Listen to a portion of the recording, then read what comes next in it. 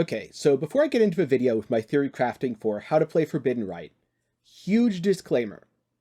I am not fully accounting for the support or flask changes in these POBs. This is a proof of concept and a theory craft. I'm taking some shortcuts, I'm making some guesses. If you do want to use these as a basis for a character, which I do not advise, check everything for yourself. There may be some errors, it might not be perfect, you might have to fix some shortcuts. I made these as an exercise in theory crafting because I'm going to play Forbidden Right eventually, and this way I have something to go off of when I do. But I'm not planning to do it for my League starter, and I'm not planning to do it immediately. This is not in any way a guide. Do not treat this video as a guide. I'm guessing things about skill behavior. The number of overlaps is going to be very important to how you scale Forbidden Right, whether you want to reduce or increase AoE, whether you want to add multiple projectiles. You should not use these for your League starter. They're just some fun ideas that I wanted to theory craft, and I said, you know what? What the hell? I'm doing it anyway. I might as well share it. Someone else might be able to benefit or enjoy this. It definitely requires further refinement. But what doesn't require further refinement is the support from my patrons and YouTube channel members, who helped bring videos like this one to you.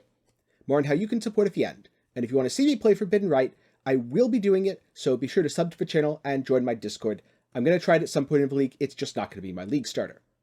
So, if, in theory, I was to play Forbidden Right, how would I do it? The first way I thought of was a Totem Hierophant.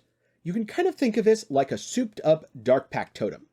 The idea is to build Mind Over Matter for defensive scaling, in combination with the fact that Forbidden Right will be killing your totems instead of you, and you can just resummon the totems. They've got a bit of Chaos Res, so they shouldn't instantly pop. If the damage is too high, I'd probably just invest into totem placement speed and let them die off and continually resummon them.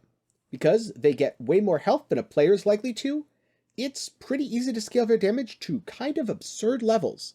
The costs for the mana to summon each totem are a little bit high, but you're a mana build, so you probably won't care.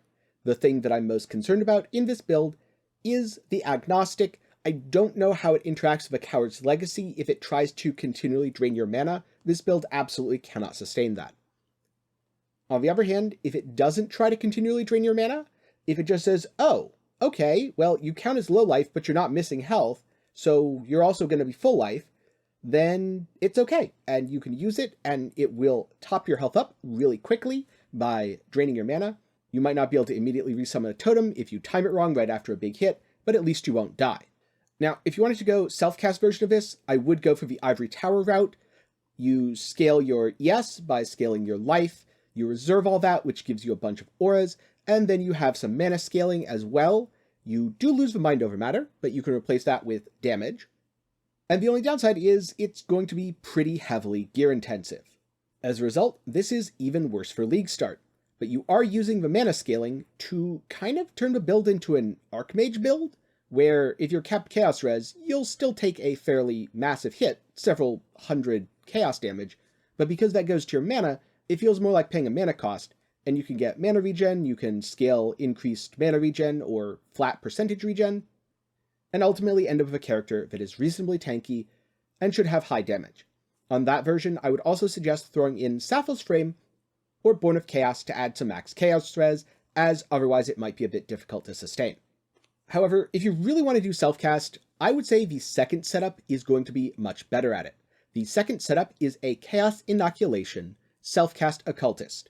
This will be better at clearing, and honestly could be far tankier. The single target will suffer in comparison. You also won't be able to just run around like a headless chicken having fun while your totems kill things, and themselves. So if you hate the totem playstyle, this is a better option. It will clear much faster, but it might not have quite the same bossing potential. It's also a little more League start friendly, and a little more hardcore friendly. I don't particularly think it is great for League start either way though. In this POB, the damage is much lower. Part of that was because I was messing around with Pinpoint and Intensify. I decided to leave them in the POB just for testing purposes. I don't think they're necessarily worth it. Feel free to swap the gems around for yourself, especially after POB is updated, and you can get a better guess as to how the gem scales. This version, of course, totally negates the downside by taking CI. If you're immune to chaos damage, taking chaos damage when you cast is not a big deal. The cost of that is you don't get as much damage scaling. You do, however, have really nice ES regen and ES leech, which should keep you alive in most situations.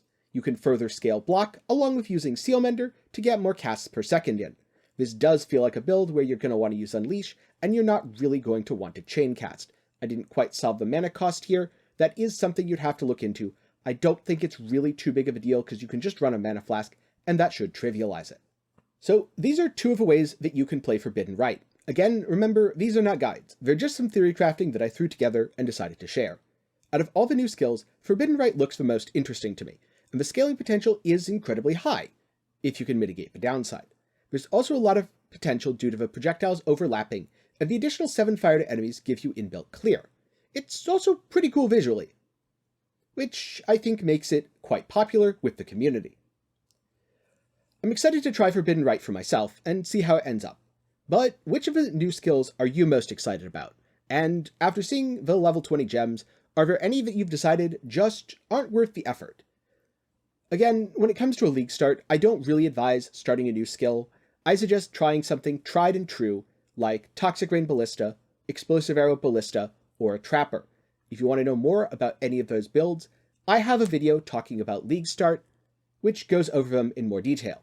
The level 20 gems were pretty cool to see today, as I had speculated when the gems were first revealed how certain things would work, and now I have a little better of an idea of how things would scale, what's good, and what's bad.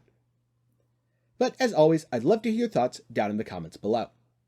Thank you for watching, and if you liked the video, be sure to give it a thumbs up. A special thanks to my YouTube channel members and patrons, whose generous support keeps me from needing to accept sketchy mobile game sponsorships. If you want the best way to keep up with my video releases and live streams, or maybe just hang out and chat with a bunch of like-minded people, be sure to join the Discord. You can find all these links down in the description below.